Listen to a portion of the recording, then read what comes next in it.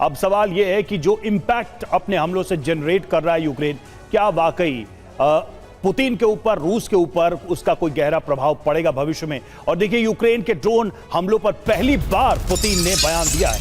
Ukraine जंग में कमजोर पड़ रहा है, यह पुतिन ने कहा है। सेना और सरकार के बड़े लोगों को दिया आदेश, रूस को अतिरिक्त कदम उठाने होंगे, यह पुतिन ने कहा है।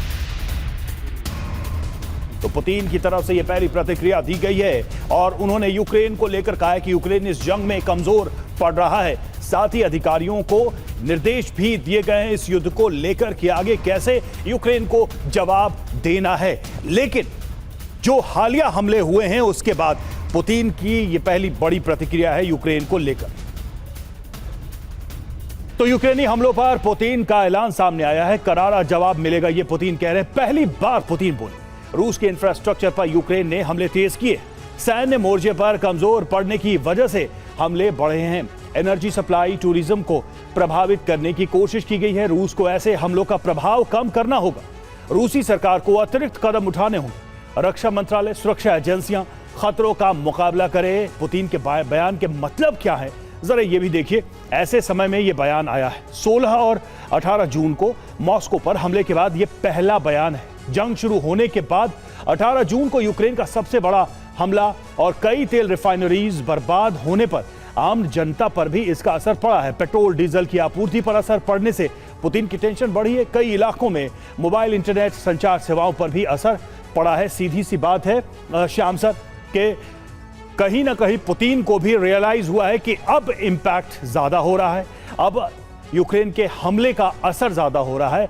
क्योंकि अमूमन हमने पुतिन को इस तरह से यूक्रेन को स्पेसिफिक टारगेट करते हुए, उसके हमलों के प्रभाव पर बात करते हुए कम ही देखा है। यह पहली बार है इन हमलों के बाद पुतिन सामने आए हैं। धन्यवाद, जय हिंद। रवि, देखिए, ये जो लड़ाई है ये पुरानी लड़ाई अब हो गई। 4-5 सालों का इनका एक्सपीरियंस हो गया। दोनों देश एक दूसरे को समझते हैं।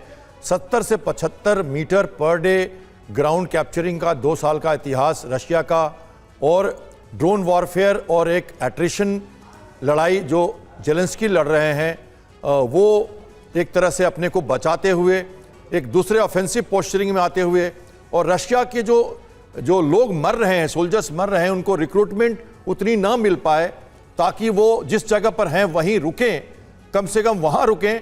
और दूसरी बात, जो इंफ्रास्ट्रक्चर और ऑयल वेजिंग कैपेसिटी जो उनकी है, मनोबल देश का तोड़ना, deeper strikes by very simple offensive weapons like drones, इनको इस्तेमाल इस टैक्टिक्स में अब दोनों देश आ गए हैं। और पुतिन इस लोग को समझते हैं। 3 से 4 लाख लोग सोल्जर्स मारे जा चुके, 12 लाख घायल हुए, इकोनॉमी खराब हुई, अब इंफ्रास्ट्रक्चर खराब हो रहा है। रात को मोपेड पे चलना बंद, इंटरनेट बंद, जेट फ्यूल का एक्सपोर्ट बंद, डीजल की एक्सपोर्ट बंद की बातें कर रहे हैं पुतिन। और ये भी कह रहे हैं कि लोकल लेवल पे आपको अपनी कार्रवाई, काउंटर मेजर्स गवर्नर्स को लेना पड़ेगा। तो गवर्नर ने क्रीमिया के कई सारे बातें की हैं। देखिए, बात आपको समझनी चाहिए, लड़ाई लंबी इसलिए चल रही है क्योंकि रशिया की बात करें तो आप कह रहे हैं कि ताजी हवा चली है, अभी नया फिर से शुरुआत हुआ है क्या? ऐसा है नहीं, ये पहले से घटना है। ये कह सकते हैं आप कि कुछ तो नाजुक मिजाज है जेलेंस्की, और रशिया के लिए कुछ चोट भी पुरानी है। तो ये चलेगा क्योंकि जमीर की लड़ाई है। जमीन जहां तक कैप्चर किया, रशिया परेशान है। आप कह रहे थे जेलेंस्की कह रहे हैं कि टेबल पे आओ, एक्चुअली रशिया भी डिसअपॉइंटेड है। अलास्का की मीटिंग या इस्तांबुल का जो टर्की का जो समिट हुआ, दोनों में बात आगे बढ़ी नहीं। मेज पे मुद्दे ही नहीं आए, डिनर टेबल बना ही नहीं, मेज लगी ही नहीं है, और किसी तरह का कोई डिप्लोमेसी का, बातचीत का मुद्दा कहीं निकल नहीं रहा। तो टैक्टिकल वॉरफेयर पे ये लड़ाई ऐसे ही हवा देते रहेगी, आग जले हो ना हो, चिंगारी जलती रहेगी।